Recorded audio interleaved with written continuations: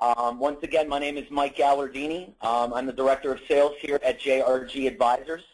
We're going to have a presentation today on voluntary benefits, which has become, it's not a new subject, but it is now coming up more and more with the changes in the industry due to healthcare reform.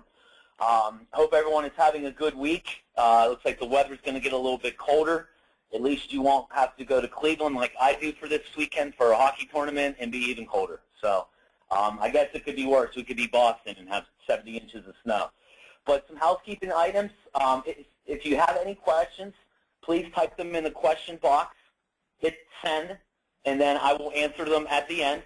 And also a copy of the PowerPoint and question and answers will be sent after the presentation. So getting started, I'd like to thank our valued clients and partners from our associations and our direct clients that we work with. It's always good to have you on these different events that we have. Your feedback is always appreciative, and let us know if we can, do anything differently in the future. So let's get started. Today's format. There's 5 trends in voluntary benefits that support the significant interest. What are voluntary benefits? Employer HR department and employee advantages in a changing benefits landscape, overcoming misconceptions, and keys to a successful enrollment. In those 5 trends, the first trend is the voluntary benefits will be indispensable. What that means is today's benefits landscape is still shaping up as healthcare reform plays out. Whether employees choose to offer group health insurance or send their employees to the health care exchanges, voluntary benefits will be at the forefront as a solution to rounding out employee benefits packages. What we're finding today, because of the changes in the Affordable Care Act and the healthcare reform landscape, it's becoming more difficult with the different changes for employers to provide group insurance. The major one can be cost. It could be guidelines of participation that you might have with carriers. So voluntary benefits are now coming into more of a conversation to help employees round out their coverages in lieu of just having maybe a group plan or not a group program at all. A second trend is employers want an array of voluntary benefits that meet their diverse needs. Employee benefits are an important driver of employee satisfaction. Well-designed benefit plans, including voluntary benefits, strengthen the ability to attract and retain employees. A happy, satisfied staff provides greater productivity. With our experience, and I can even say from firsthand because I have voluntary benefits for my own family, it does give a sense of satisfaction when you need to use the benefits. And if you think about it, the way voluntary benefits are, you have a better chance of using those voluntary benefits throughout the year than you would with your group benefits. What do I mean by that? For example, an accident policy. If you fall under to a category where you have an injury, you will get a check for that. There are products that have wellness features. For simply going and getting your checkup, you get a check in the mail. I have 5 family members on one of my voluntary benefit programs. I got a check for $250 because all 5 of us went and got a wellness exam.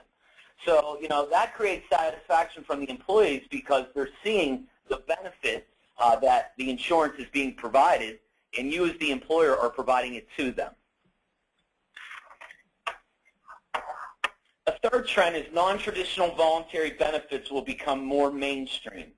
A recent Eastbridge Consulting survey shows that employee purchase programs are among the most popular, with 13% of employees owning the product through work. Non-traditional voluntary benefits such as group legal plans, financial planning, and employee purchase programs will continue to grow in popularity as viable financial support tools. Basically what you're seeing is that with the, as I mentioned previously, with the cost of group health insurance, benefits are going away. The days of, having which we would call a Cadillac plan, a no deductible, your union type plans where you have a $5 copay when you go to the doctor, it's just not feasible. The costs are too high because of the change that we have in the industry. So having more products available to the employees to help offset those costs is really a change that we're seeing. And I do want to mention, a lot of people, when they think of voluntary benefits, think of large companies. Your McDonald's, your large retail stores are providing them, Panera. We do have programs that go down to as low as 3 employees for groups. So it is important to know that when you're thinking of voluntary benefits, just don't think of large companies. Think about what your company can provide.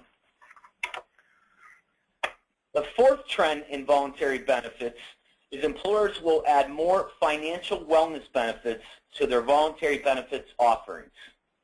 Employees' financial problems become employers' problems. They bring them to work not only through stress, but they also deal with their financial issues while they are at work.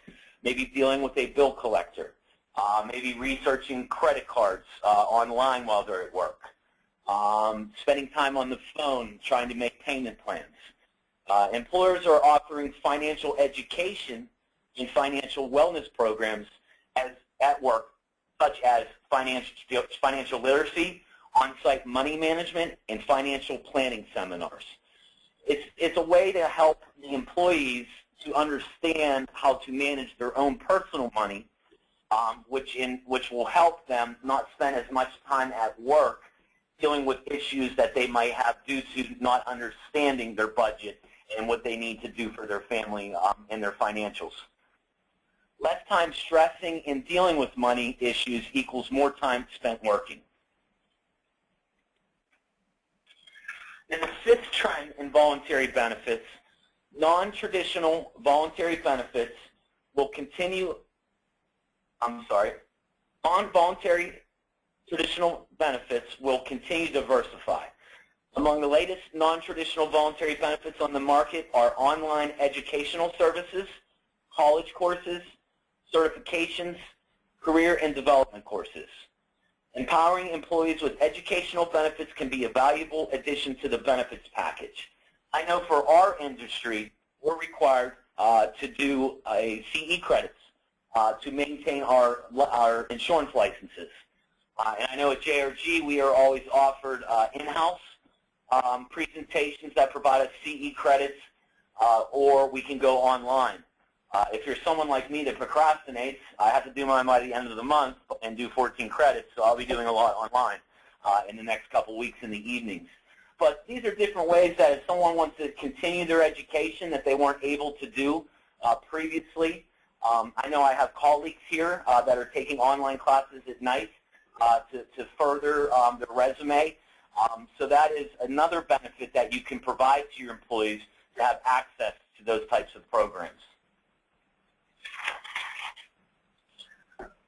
Characteristics of voluntary benefits. Benefits are optional. The employees either select them or they don't choose them. They are 100% employee paid. As the employer, you're simply offering the benefits, but the employee needs to pay for them if they want to have them. Premiums are paid through automatic payroll deductions. Coverages may be portable. This is important. If an employee leaves the company or the company decides to go with a different voluntary benefits package, which happens sometimes, that employee can make the decision to keep their coverages and have it billed at home to maintain that coverage. It's also important for that because if you look at products like life insurance, which is age-driven, you don't want to have that situation where maybe you're not offering it to the employee anymore and where they purchased it at 35 years old and now they're 60 and the rate would be much higher. They're available for employee, spouse, and children to take advantage of the voluntary benefits. Some types of voluntary benefits that are popular I've mentioned a couple of them in the previous slides. Accident insurance, critical illness, cancer insurance, disability insurance, life insurance, dental and vision on a voluntary basis, auto and homeowners is becoming more popular, and one that I get a giggle on, but it seems to be one of the more popular ones, is pet insurance. A lot of people purchase that for their pets. With this, I want to stress the importance for everyone on the webinar. It is very important to sit down with your broker, particularly we would like it to be us, to establish what the package is you're going to provide to your employees. This can be done by having some communications with the employees through surveys.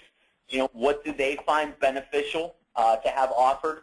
Because you don't want to offer too much. It can become confusing, and it can become belaboring as well for the individual and turn them off when it comes to the voluntary benefits option. So communication is the key as working with you as an employer and then also as the employees. JRG is a very nice tool where we can provide you the surveys. Go and do the results. Amy Broadbent here in our office does a fantastic job. And we can come up with what the most popular answers are to establish what your voluntary benefits program can look like. What are the employer advantages of voluntary benefits? Increasing costs to group benefits allow employers to provide a cost savings employee benefits program. No added expense to the company. Implementation requires little or no administration or support and protects most important aspect of your business, which is the employee.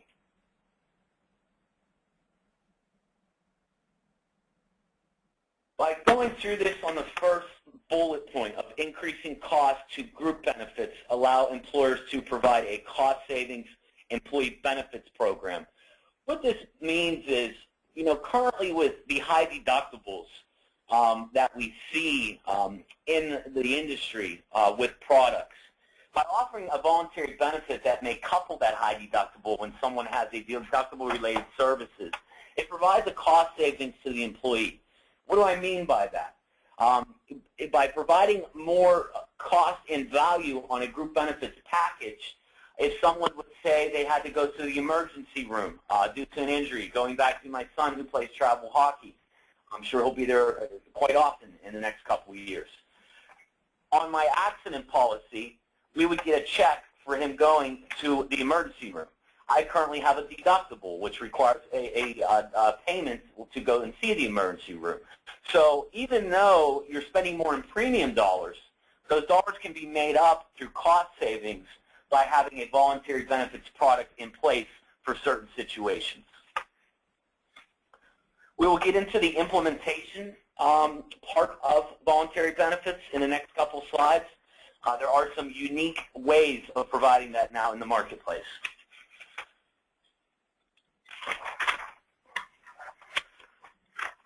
So my favorite title of the slide, the HR department dream. I know probably everyone's laughing that's on here that's on HR. I know what you all go through on a daily basis, particularly when it comes to benefits. Hopefully we make that easier for you. Online enrollment of group and voluntary benefits. I'll get a little bit into that further.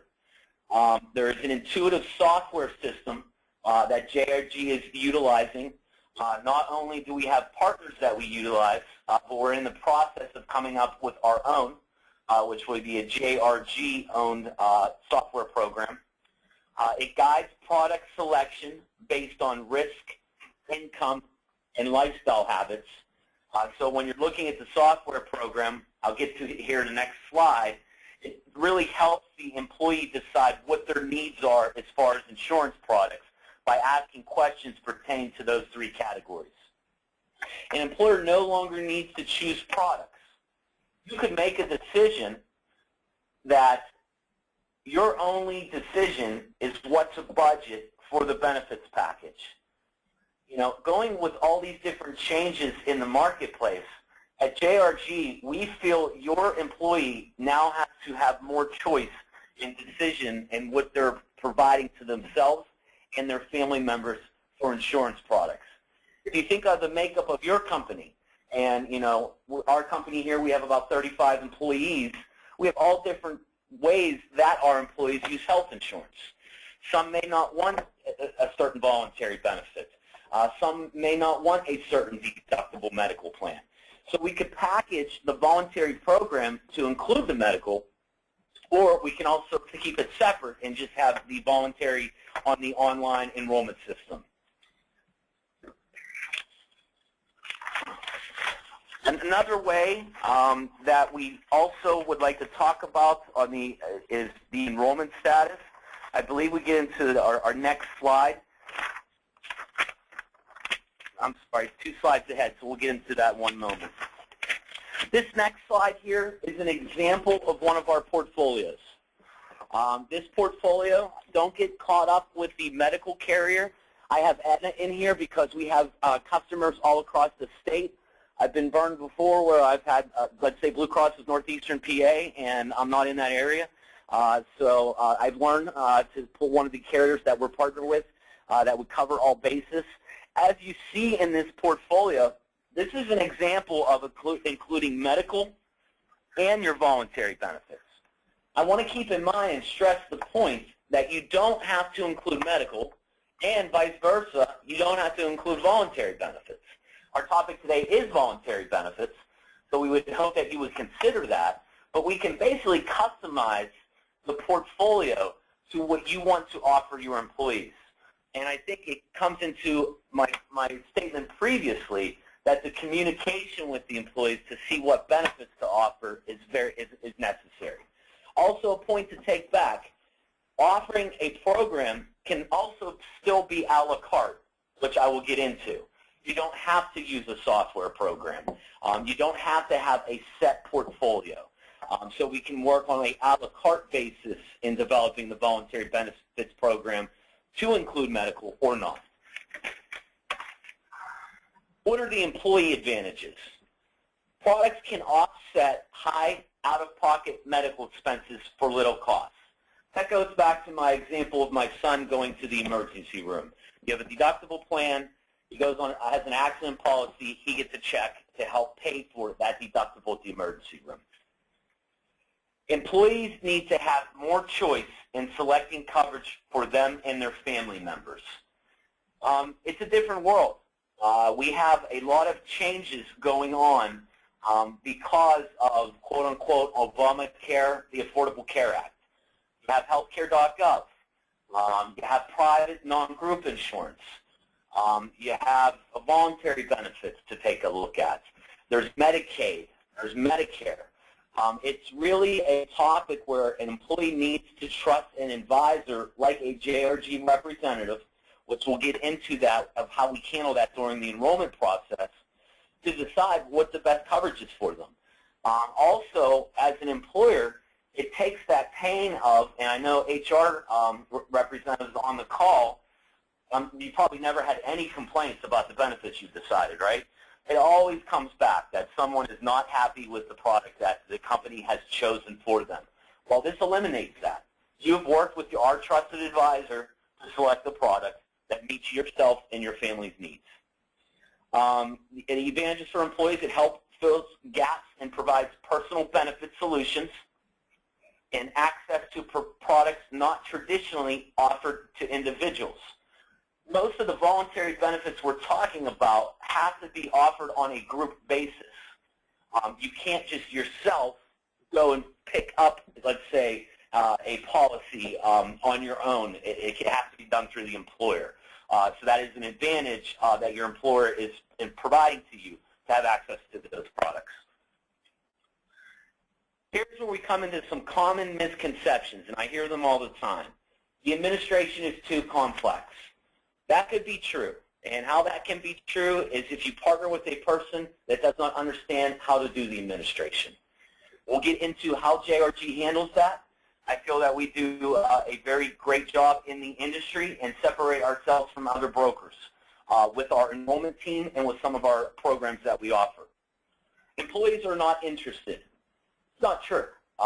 Really, what it comes down to is they're just uneducated on the subject matter. So talking to them and educating them what these products mean gets interest, helps them understand. The more they're educated, the more they're going to want to learn more about the products.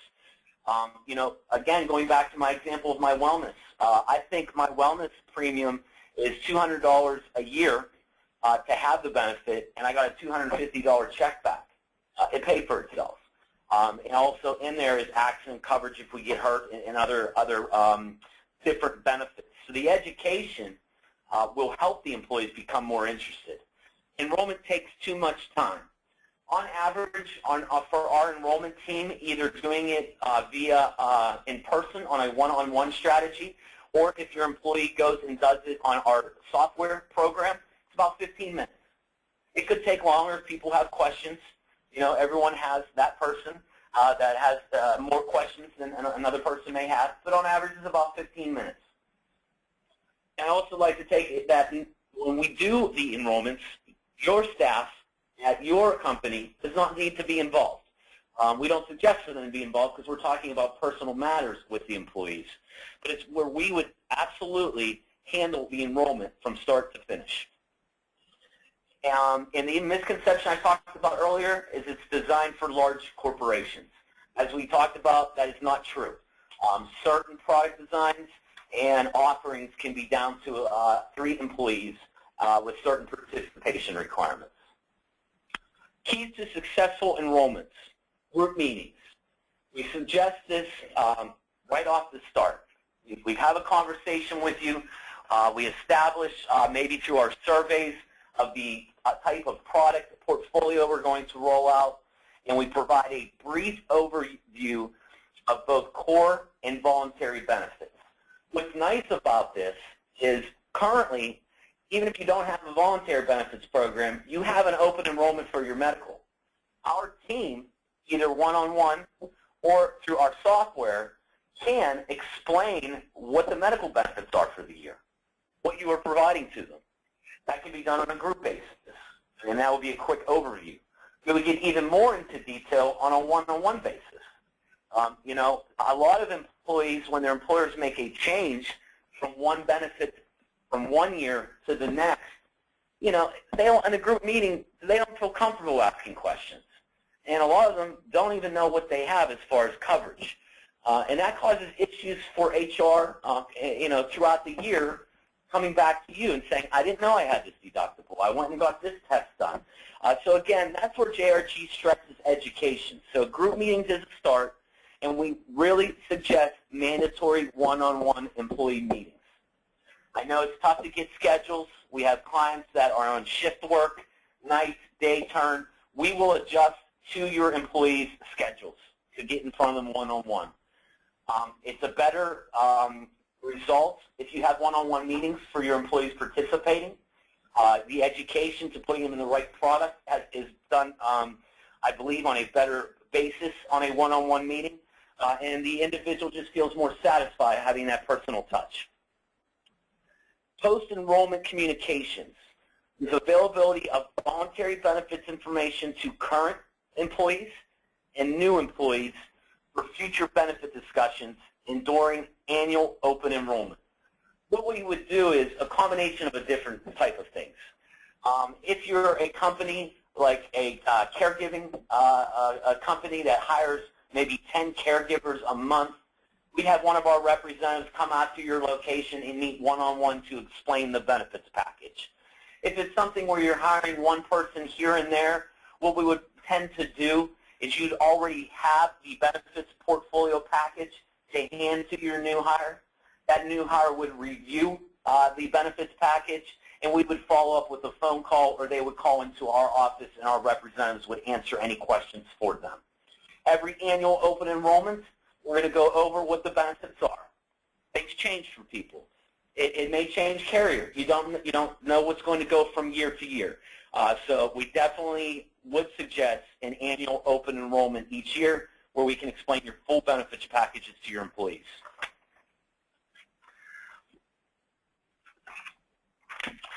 With that, that is the end of my presentation.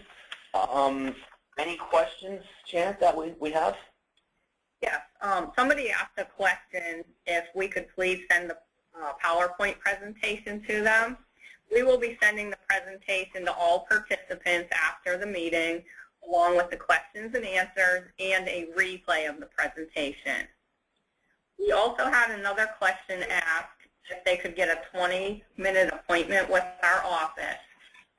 We will contact you directly after this meeting and schedule a one-on-one appointment. Yeah, it seems there that, yes, we will definitely, I will contact you. I will give you a call after the meeting. Maybe if you could provide, no, we're good. Okay, we're good. Any other questions? All right, well, I thank everyone for your time today. What I would suggest to you is really think about having a one-on-one meeting. You know, it's always good to get the educational background of a voluntary benefits program, but having that one-on-one conversation will really allow us to show you what the benefits are of having voluntary benefits. I hope everyone has a good day and stay warm as the weather gets colder throughout the week. Thank you very much, and thank you for your business.